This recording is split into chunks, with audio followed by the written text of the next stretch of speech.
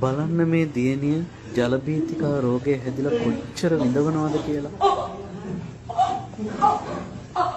මේ උතුම් මනුස්ස ජීවිතයක් ලබලා ඒ උතුම් මනුස්ස ජීවිතයේ අකාලේ මියදෙන්න ඔබ ඉඩ දෙන්න එපා.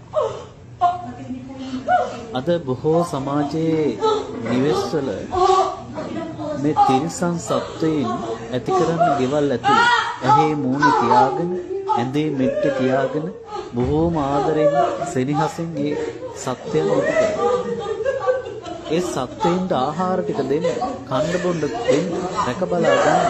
හැබැයි අපේ ජීවිතේ මේ සත්වයා කරගත්තොත් මේ උතුම් මනුස්ස ජීවිතයෙන් ඔබට අවසානයේ මියදෙන්න වෙන්නේ අන්ත දුක් විඳලා ඒ සත්වයන්ම උපාදානය කරගෙන ඒ සත්තු ඉන්න තැන්වල තමයි ඔබට යන්නත් මාර්ගය සකස් වෙන්නේ.